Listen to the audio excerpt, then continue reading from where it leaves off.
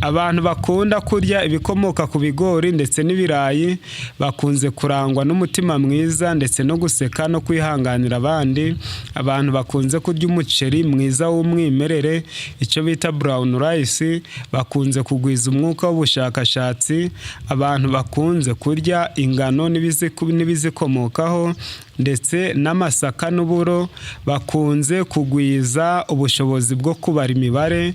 Abantu bakunze kurya imboga mbisi bakunze kugira amagufwa akomeye, maze abantu bakunda kurya imbuto ndetse n'ubunyobwa bagakunda kuvuga indimi.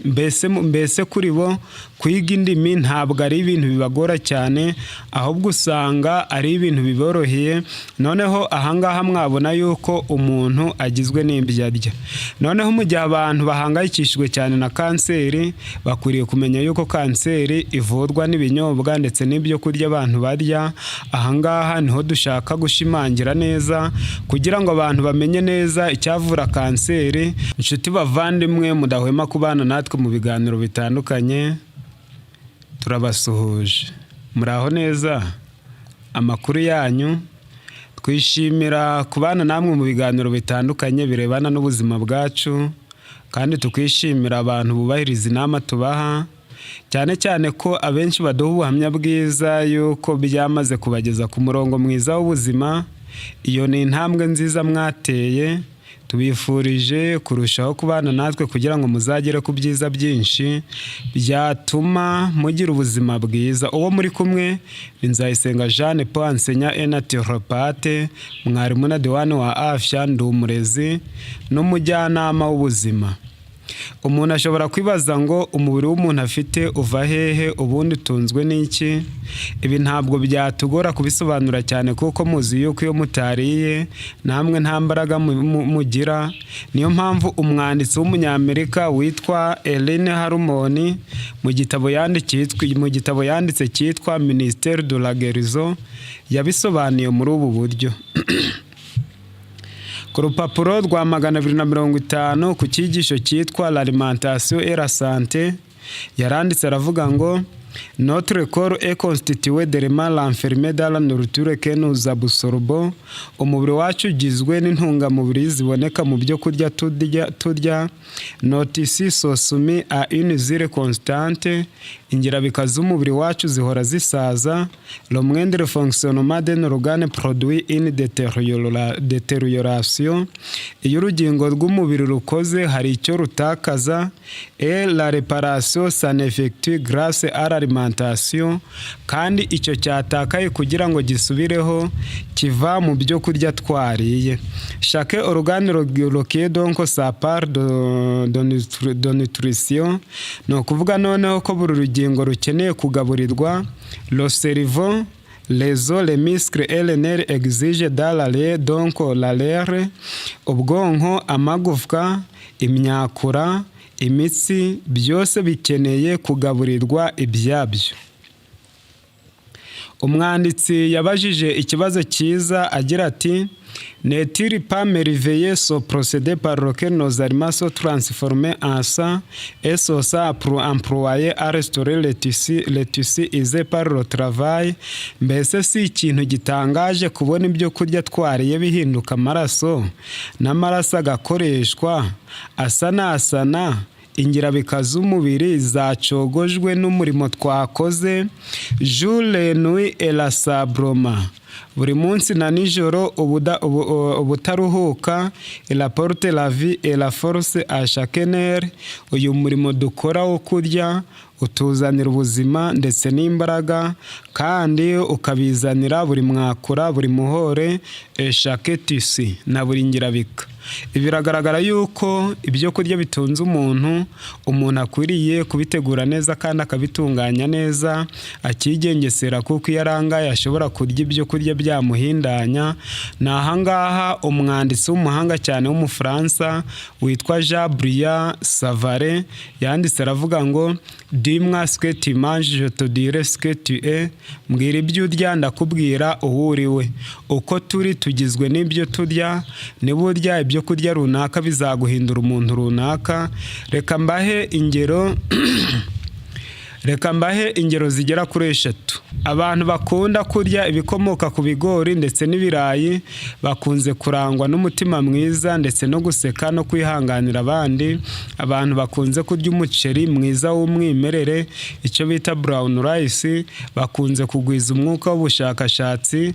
Abantu bakunze kurya ingano n'ibizikomokaho ndetse n'amasaka n'uburo, bakunze kugwiza ubushobozi bwo kubara imibare. Abantu bakunze kurya imboga mbisi bakunze kugira amagufwa akomeye, maze abantu bakunda kurya imbuto ndetse n'ubunyobwa bagakunda kuvuga indimi. Mbese kuri bo kwiga indimi ntabwo ari ibintu bibagora cyane, ahubwo usanga ari ibintu biboroheye ubwo umaze kumenya yuko umubiri wacu ugizwe n'ibyo turya ndetse n'ibyo tunywa, kandi ntabwo ari ibintu bigoye cyane kubigusobanurira, nawe ubizi neza. Dushaka gushimangira ibinyobwa 3 umuntu yakoresha akabasha kwikingira ndetse no kwivura neza kanseri. Abahanga bavuga yuko uko ugira utugingo tw'umubiri twinshi niko umubiri ushobora kwisana no kwiyubaka neza, bityo ubuzima bukaramba. Iyo utugingo tw'umubiri ari duke uba uri mu bibazo byo kwibasirwa na kanseri. Si ibyo turya bishobora kongera utugirangingo tw'umubiri? Igisubizo ni yego. Ubu bucurabwenge tubukesha William Li, muganga uzwi cyane ku isi, wize muri Harvard, umushakashatsi akaba n'umuyobozi, ndetse niwe washinze Angiogenesis Foundation. Ijambo angiogenesis risobanura ikorwa ryo kurema imiyoboro mishya y'amaraso mu mubiri.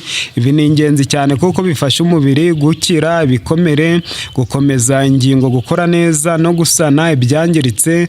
Ariko kandi iyo iyi miyoboro ikuze mu buryo butari bwo, ishobora gutuma indwara nka kanseri zikura, kuko kanseri ikenera amaraso kugira ngo ibashe gukura cyangwa se ibashe kuba mu buryo runaka. Imirimo ya Dr. William Li yatumye haboneka imiti n'ibikoresho birenga 40 byemejwe na FDA bifasha mu kuvura kanseri, indwara z'umutima n'imiyoboro y'amaraso, gukira ibikomere ndetse n'ibibazo by'amaso. Dr. William Li ni umwanditsi w'ibitabo byagurishijwe cyane muri New York Times, harimo Eat to Beat Disease, The New Science of How Your Body Can Heal Itself. Ni igitabo gishya cyitwa Eat to Beat Diet, ndetse n'igitabo cyitwa Burn Fat, Heal Your Metabolism and Live Longer. Ibi byose ugenekereje bari bashatse kuvuga yuko umuntu akwiriye kurira kurwanya indwara, kandi akarira kwivura, kandi akarira ashaka kurya ibyo kurya bizima byatuma agira ubuzima bwiza, maze akabasha gutwika urugimbu, icyo bita burn fat, ndetse no gukiza imikorere y'amara y'umubiri w'umuntu, cyane cyane mu kugogora ibyo kurya, icyo bita metabolism and live longer, ndetse no kuramba. Bishatse kuvuga yuko hari ibyo warya bigatuma uramba cyangwa se ugakira indwara maze ukagira ubuzima bwiza. Muri iyi video twakusanyije inyigisho za Dr. William Li mu myaka yashize, tugamije kugaragaza akamaro ko kunywa amazi ahagije. Iyi video irerekana ibinyobwa 3 bitari amazi akunda kuvugwa mu nyigisho za Dr. William Li, bifasha kongera utugingo tw'umubiri no kuramba. Bana nanjye kugeza ku musozo, nkumenera amabanga yose utigeze ubwirwa n'undi muntu uwo ari we wese. Kuko nakubwiye, amazina yanjye ni Nzayisenga Jeanne Paul, ansenya naturopathe, mwarimu na diwani wa afya, ndi umurezi n'umujyanama w'ubuzima. Nizere ko wamaze gukanda subscribe, ntabwo ari ikintu twakwigisha. Kanda subscribe n'inzogera, maze uje ugira amahirwe yo gusangizwa ibiganiro twaguteguriye uwo mwanya. Duhere ku nama 5 zo kubaho neza no kuramba. Ya mbere, jya unywa amazi ahagije, kuko kubura amazi bituma umubiri ukora cyane kurusha uko bikwiriye. Niba ushaka ko ibyo urya bikugirira akamaro, ugomba kuba ufite amazi ahagije mu mubiri kugira ngo ibikorwa byose byigogora bikore neza. Inama ya kabiri, jya urya ibiryo ukunda, ariko ushishoze kuko ibyinshi mu byo urya biba bikomoka ku bimera. Inama ya gatatu, irinda ibiryo byatunganyijwe byatunganyijwe cyane mu nganda, icyo bita ultra processed foods. Ukora ibishoboka byose urya ibyo kurya wavanye mu gisambu cyawe. Erega uyu mubiri wawe ni igitaka, kubw'ibyo bikwiriye gutunga umubiri wawe ni ibyakomotse mu butaka. Inama ya 4, irinda ibiryo birimo isukari yongerewemo. Inama ya 5, ku bijyanye n'ibinyobwa, uretse amazi hari ibinyobwa 2 by'ingenzi ku buzima, icyayi cya thé vert na romare. Icyakora ibyo wongeramo bishobora guhindura akamaro kabyo. Ubishatse wabinywera aho ngaho, cyangwa se ukongeramo isukari y'umwimerere bita brown sugar, cyangwa se ushaka ko bikugirira umumaro ukongeramo isukari bita stevia. Kimwe nuko ushobora kuvangamo ubuki utarwaye diabete, kandi mu gihe turi kurwanya na kanseri ukamenya yuko bibaye byiza cyane wabikoresha ari umwimerere kugira ngo bigere ku ntego nziza.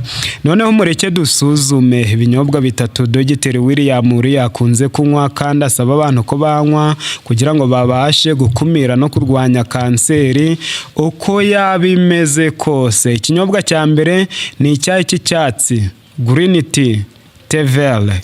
Iki cyayi kiramenyerewe cyane, abantu bakunze kugikoresha bivura icyaka kandi bashaka kuramira inzara baba bagize.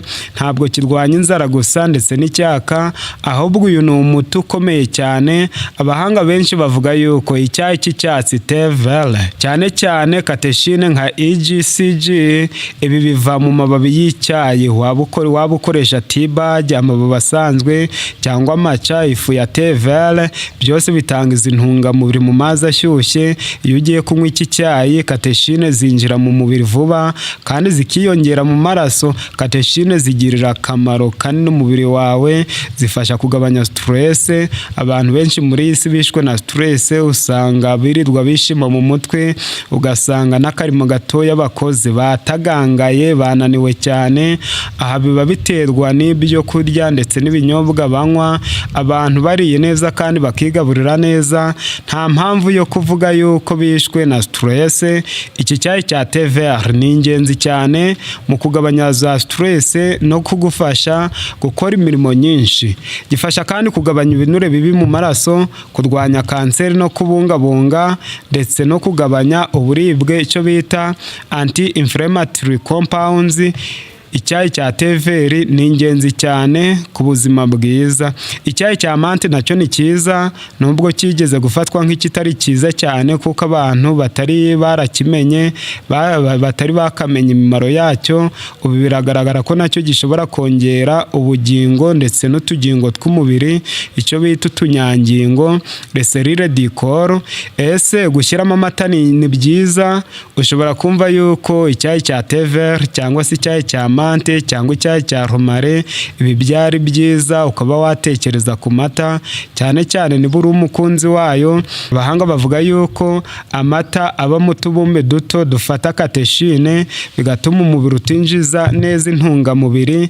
Bivuze ko iyo unyoye icyayi kirimo amata utabona intungamubiri nyinshi zacyo, ariko amata y'ibimera nk'amande, soya cyangwa se cashew milk ni meza kuko adahagarika izi ntungamubiri. Harimo n'icyayi cya soya na toti, gifite uburyohe nk'ubw'amata nubwo nta mata arimo.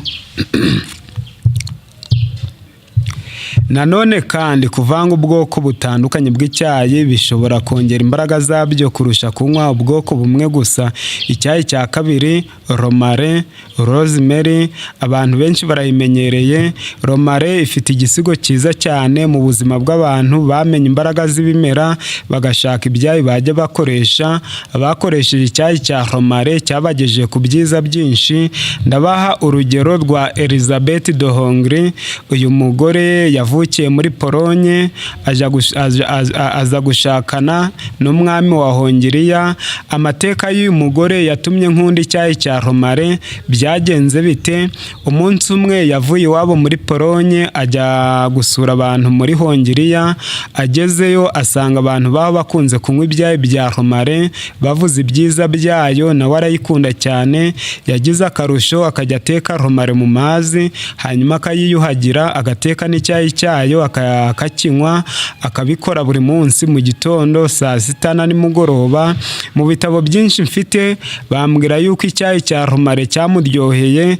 Hari aho yatanze ikivuga aravuga ati njyewe Elizabeth Dohongri maze kumenya yuko icyayi cya romare ari cyiza, nakigize akamenyero nkajya ngikoresha mu gitondo, ku manywa na nimugoroba, kandi nkajya niyuhagira n'amazi yacyo, maze kiragenda kinyongerera itoto, ngira itoto nk'iry'abana batoya bo ku myaka 25 na 30. maze igihe natembereraga mu murwa mukuru wa Hongiriya mpura n'igikomangoma kimbonye gikeka yuko ndi inkumi, kandi icyo gihe nari mfite imyaka 72, kandi icyo gihe nacyo cyari kigeze mu gihe cyo kurambagiza. Nagize amahirwe kinsangiza ijambo ryiza, kirambwira kiti mu bakobwa bose nabonye ni wowe mwiza cyane, none nagukunze, wakwemera kumbera umugore. Njyewe Elizabeth, uwo muri kuganira Nzayisenga Jeanne Paul, ndi gusubiramo ubuhamya bwa Elizabeth Dohongri. Yaravuze ati nubwo nari ngeze mu zabukuru ntabwo nari kwitesha amahirwe yo gusazira mu gituza cy'umusore, niko byagenze. Nahise mwemerera tudatinze, mariage irataha, marayika Ange iririmbirwa muri Hongiriya bitewe n'icyayi cya romare. Nawe rero uzagikoreshe, kizagukiza imitsi, rubaga impande, amazinda, kudafata mu mutwe, kwibwira nabi, ndetse n'impagarara za hato na hato. Icyayi cya romare cyazikugezaho, kubera yuko abahanga bavuga yuko romare irimo chlorogenic acid ifasha metabolisme, igafasha amaraso gutembera neza, igateza imbere utugingo tw'umubiri, igafasha igogora, ikagabanya uburibwe, kandi igakomeza ubudahangarwa bw'umubiri. Umuntu ntiyibasirwe n'inkorora ndetse n'ibicurane, ahubwo akarushaho kugira ubuzima bwiza. Ubushakashatsi bwakorewe ku bantu 171 mu Bwongereza bwerekanye ko kunywa ibikombe 2 cyangwa 3, aha ndavuga ibirahuri, ntabwo wemerewe kunywa romare nyinshi, ahubwo agatase gatoya karahagije. Abanywaga udutase 3 twa romare ku munsi byabagabanyirizaga ibyago byo gupfa ku mpamvu zose ku kigero cya 30%. Romare ifite chlorogenic acid nyinshi kurusha isanzwe. Noneho umuntu ayikoresheje neza nk'uko nababwiye, yabanyoye icyayi cyiza cyamwongerera itoto, imbaraga, ibitekerezo byiza. Hari n'abakinyoye ugasanga babaye abasizi bahambaye bitewe no kunywa icyayi cya romare. Utarwaye diabete waje uvangamo ubuki. Iki cyayi gitera gusinzira neza, ni cyiza ku banyeshuri bashaka gufata mu mutwe no kwibuka, cyane cyane ko turi kugera mu bihe byize, mu bihe abanyeshuri biteguye ibizamini. Umubyeyi wamenya ubwenge akajya agaburira umwana we iki cyayi cya romare yavanzemo ubuki bwiza, yazamuzanira amanota meza. Tumaze kuganira ku binyobwa 3 umuntu akwiriye gukoresha kugira ngo bashe kurwanya kanseri. Icya mbere ndakibibutsa ni icyayi cya tever, gusa mo hagati twavuzemo n'icyayi cya mante. Icya kabiri twavuze ni icyayi cya romare, mwumvise yuko gifite ikivugo cyiza mu mateka. Noneho tugeze ku cyayi cya gatatu. Icyayi cya gatatu ni time tea. Iki cyayi nacyo kirazwi mu mateka. Abaromani n'Abagiriki bavugaga yuko umuntu unyoye icyayi cya romare n'inyama zaboze mu nda zibasha kuzuka zikaba nziza, kandi hari abantu benshi babaga biteguye kubabaga inyama zo mu nda, maze banywa icyayi cya time kikazizura, ibyo kubabaga bikaba birarangiye, ntibongere kubabaga bitewe n'iki cyayi. Ntarakimbikaho, iki cyayi ni ingenzi cyane mu kuvura inzoka zo mu nda, cyane cyane amibe. Ufashe ikiyiko cy'ifu ya time ndetse n'akayiko gato ka argile cyangwa se ibumba ry'icyatsi, ukabiraza mu kirahuri cy'amazi, mu gitondo ukayungurura, ukavangamo ikiyiko cy'ubuki, ukabikoresha iminsi 7 ikurikiranye.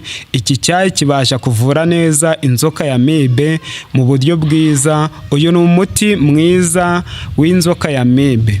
time y'umwimerere natural time irimo flavonoide zifasha umutima n'imiyoboro y'amaraso gukora neza. Ubushakashatsi bwerekanye ko kunywa time ishyushye ifite flavonoide nyinshi kabiri ku munsi mu minsi 30 bishobora kongera utugingo tw'umubiri, ariko igomba kuba idakonje kandi idashyizwemo isukari n'amata. Iyi time ifasha no guhagarika imikurire ya kanseri, anti-angiogenic, ndetse ishobora kwica uturemangingo twa kanseri yo mu maraso. Icyo ugomba kwirinda ni inzoga. Twahoze tuganira ku binyobwa bibasha kugira imbaraga cyane, nyinshi cyane, zo kurwanya kanseri. Niba ushaka kuyirwanya neza, icya mbere ukwiriye kwirinda ni inzoga. Inzoga zituma kanseri idakira neza. Inzoga zangiza utugingo tw'umubiri cyane cyane iyo zinyowe buri munsi kandi ari nyinshi, zibangamira igogorwa kandi zigabanya ubuziranenge bw'ibitotsi, nubwo zishobora gutuma wumva usinziriye. Ku bantu bamwe na bamwe, hari abantu bavuga yuko iyo batanyoye inzoga batabasha kubona ibitotsi. Ibi nabyo byitwa ububata bw'inzoga, icyo bita alcohol addiction. Umuntu akwiriye kumenya yuko akwiriye kurya ibizima n'ibinyobwa bizima byatuma atekereza neza kandi akagubwa neza. Nubwo zishobora gutuma wumva usinziriye neza, ntizituma ubona ibitotsi byimbitse byongera imbaraga. Byongeye kandi iyo ubyutse mu gitondo uba ufite ibintu byitwa hangover. Ariko amazi, icyayi na romare ni ibinyobwa by'ingenzi ku buzima. Ushyizeho no kunywa amata ya soya afite ubuziranenge, ushobora kunguka byinshi. Ariko wirinde inzoga nyinshi kandi uhore wita ku mirire yawe muri rusange. Ibyo unywa buri munsi bishobora kugira uruhare runini cyane mu buzima bwawe no mu kurwanya indwara ibihumbagiza. Noneho mu gihe tugeze ku musozo w'ikiganiro twari tubafitiye umunsi, aho twaganiraga ku binyobwa 3 bigira imbaraga nyinshi mu gukiza kanseri, dukurikije ubushakashatsi bw'inzobere. Dr. William Li, uyu ni umwongereza, yaragikoreshaga cyane avura abarwayi batandukanye kandi akagira ku musaruro mwiza. Tugeze ku musozo, mu nyemerere mbibutsa amahame y'ubuzima mwakongera ku nama twahoze tuganiraho, mukarushaho kugira ubuzima bwiza, kandi ubuzima bwiza mukabugeraho mu gihe gitoya cyane. Ihame nshaka ko dushimangiraho byavuzwe n'inshabwenge nyinshi. Hari n'umucurabwenge uriho witwa Sadhguru Sachideva, uyu ni umuhindi. Iryo hame ni ukurya 2 ku munsi, ifunguro rimwe mu gitondo n'irindi saa 9 z'amanywa. Ni uburyo bworoshye cyane bufasha umubiri gukira indwara nyinshi zitandukanye, kuko bituma igifu kiruhuka neza, amaraso agatembera neza, umubiri ugasohora imyanda y'uburozi toxine, ndetse n'imvubura z'umubiri zigakora neza kurushaho. Ibi byose bituma ubwonko butekana neza, uruhu rukabengerana rugasa neza, amagufwa n'imitsi bikagira imbaraga, ndetse n'ibindi bice byose by'umubiri bigakora neza, urwungano ngengabuzima rugakora neza, kandi bigafasha kugabanya ibiro bibi by'umubiri, ndetse no kurwanya indwara z'amasukari, umuvuduko w'amaraso n'izindi ndwara zikomoka ku mirire mibi. Bityo iki kinyuranyo cy'amasaha hagati y'ifunguro n'irindi kikagirira umubiri wose umumaro mwinshi, ku buryo ushobora gukira ibibazo byinshi utigeze uteganya mu buzima bwawe bwose. Niba ushaka gukira indwara nyinshi, gendera kuri iri hame. Kandi iyo ushaka gukira indwara mu buryo bwihuse cyane, reka nkumenere ibanga rimwe. Niba ushaka gukira indwara mu minsi 3 gusa ya samakabya nkuru, ahubwo ni ukuri impamo, wowe uvuga uti ngiye kumara iminsi 3 niyirije ubusa kandi ndi kurya. Wabikora ute?